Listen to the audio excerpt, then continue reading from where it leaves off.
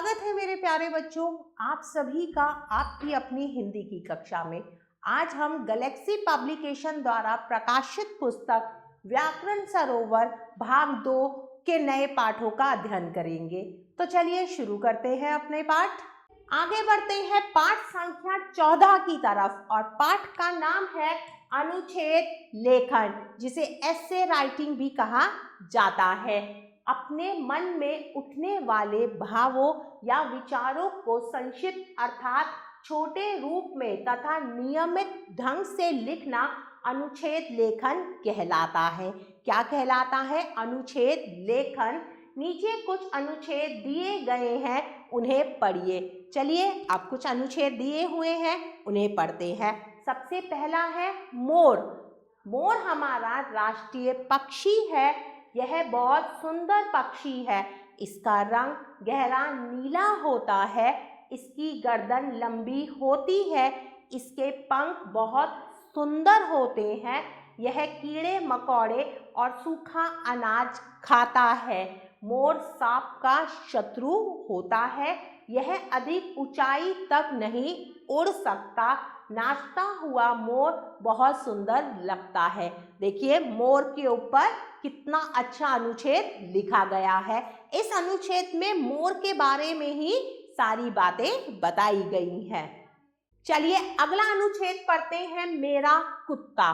कुत्ता एक वफादार जानवर है। इसकी 4 टांगें, 2 कान तथा 2 आंखें होती हैं। कुत्ते अनेक रंगों के होते हैं। कुत्तों को हड्डियां बहुत पसंद है। मेरे घर में भी एक कुत्ता है। वह दूध रोटी खाता है। मैं इसे सुबह शाम घुमाने ले जाती हूँ। वह मेरे साथ खेलता है। वह मेरे घर की रखवाली करता है। तो इस अनुच्छेद में भी कुत्ते के बारे में बताया गया है, उसके अंगों के बारे में बताया गया है, उसे क्या पसंद है ये बताया गया है। तो देखिए कितना सुंदर अनुच्छेद है। चलिए अभ्यास कार्य करते हैं। सही शब्द चुनकर रिक्त स्थान भरिए। तो विषय है मेरा घर। अब हमें रिक्त स्थान भरने हैं कुछ शब्दों को चुनकर, जो शब्द सही है। तो चलिए पढ़ते हैं। मेरा घर बहुत डैश है। बहुत क्या है? बहुत बड़ा है। मेरे घर में 4 डैश हैं। क्या 4 हैं? कमरे। तो यहाँ हम लिखेंगे कमरे। मेरे घर में एक डैश भी है। और क्या है? घर में एक हॉल भी है। तो हम यहाँ लिखेंगे हॉल।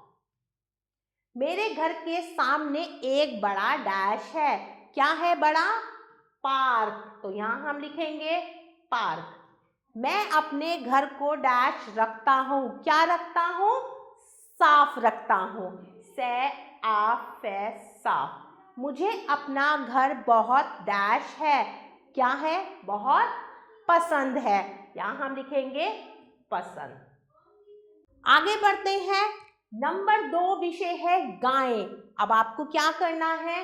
सही शब्द चुनकर खाली स्थान भरने हैं। तो प्यारे बच्चों यह कार्य आप स्वयं करेंगे। मेरे प्यारे बच्चों, आशा करती हूँ आपको यह पाठ अच्छे से समझ आया होगा। हम पुनः फिर मिलेंगे एक नए पाठ के साथ। तब तक के लिए आभार।